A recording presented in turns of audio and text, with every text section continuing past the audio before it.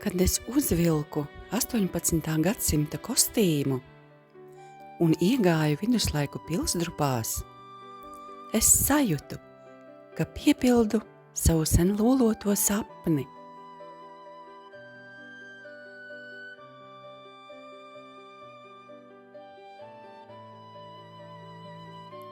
Es vienmēr biju vēlējusies staigāt šādā tērpā, pa ielu, pa seno bruģi, starp klusumu un vēsturi, it kā pārcelties citā laikā. Un lūk, es vienkārši gāju, klausījos savos soļos, jutu vēju, skatījos uz sienām, kuras bija pārdzīvojušas gadsimtus. Tajā brīdī es pārstāju domāt par to, kā izskatos, pārstāju ievērot kameru, viss apkārt kļuva tik reāls, ka es it kā izšķīdu šajā telpā.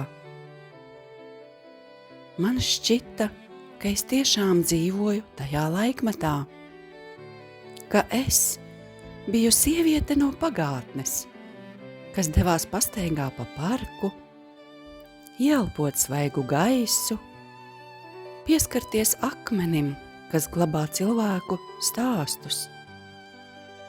Katrs solis bija kā mazs ceļojums.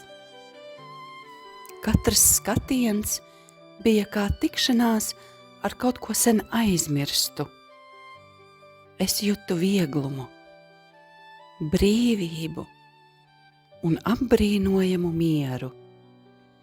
It kā laiks būtu apstājies, un es varēju vienkārši būt.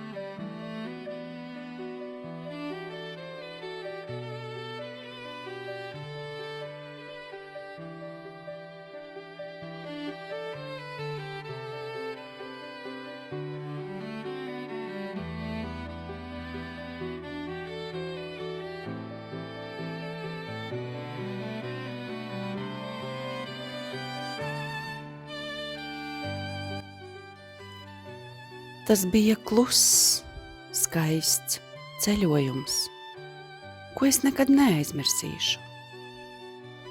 Sapnis, ko sevī nēsāju daudzus gadus, beidzot atdzīvojās un dāvināja man tādu emocionālo stāvokli, ko nav iespējams aprakstīt vārdos. Un es centos to izjust pilnvērtīgi, līdz galam, ar katru šūnu, un tas paliks ar mani.